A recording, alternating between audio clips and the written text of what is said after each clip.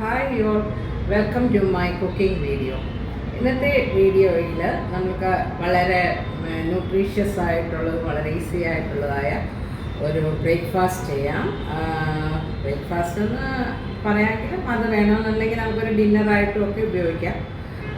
എപ്പോഴും ബ്രേക്ക്ഫാസ്റ്റ് നമ്മൾ എന്താ പറയുന്നത് ദോശ, ഇഡ്ഡലി, അപ്പം അല്ലെ പുട്ട്, ഒരു വെറൈറ്റി ആയിട്ട് ഒരു ബ്രേക്ക്ഫാസ്റ്റ് വെരി സിമ്പിളായിട്ടുള്ളതാണ്.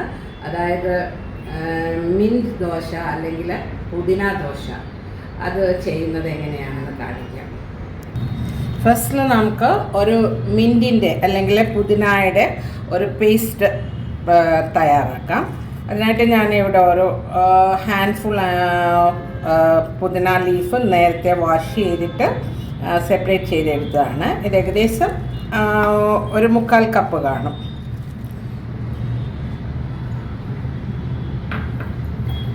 അതോടൊപ്പം തന്നെ അല്പം ജിഞ്ചർ, ഒരു ഗാർലിക്സ്, എരിയുടെ അനുസരിച്ച് പച്ചമുളക്, ദെൻ 1/2 ടീസ്പൂൺ ക്യുമിൻ സീഡ്, ജീരകം, ഒരു 1/4 ടീസ്പൂണ് സോൾട്ട്.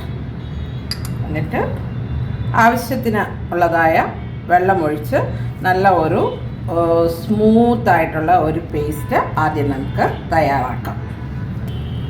ഞാൻ അത് അരച്ച് നല്ല സ്മൂത്തായിട്ട് അരച്ചിട്ടുണ്ട്. അത് നമുക്ക് ആവശ്യത്തിനനുസരിച്ച്, ഇതിപ്പോൾ ഒരു 5 ദോശയ്ക്ക് ഉണ്ടാക്കാവുന്നുള്ള രീതിയിലാണ് ഞാനിത് പ്രിപ്പയർ ചെയ്തത്.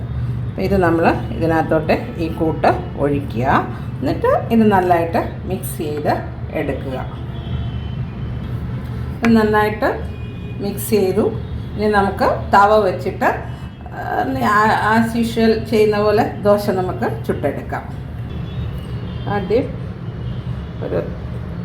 ഒരു ടീസ്പൂൺ ഓയിൽ ഒഴിച്ചിട്ട്, അറിയാമല്ലോ എല്ലാവർക്കും, ഞാൻ അറിയാൻ മേത്ത കൊച്ചു പിള്ളേരുണ്ടെങ്കിൽ അവർക്ക് വേണ്ടി, നല്ല തവ നല്ല ചൂടായ ശേഷം അല്പം ഓയിൽ ഒഴിച്ചിട്ട് തവയിൽ ആ ഓയിൽ സ്പ്രെഡ് ചെയ്യുക. കല്ല് ചൂടായ കല്ലിലേക്ക് നമ്മൾ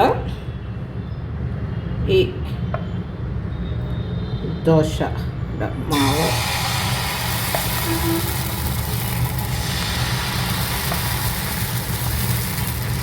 പതുക്കെ സ്പ്രെഡ് ചെയ്തെടുക്കും.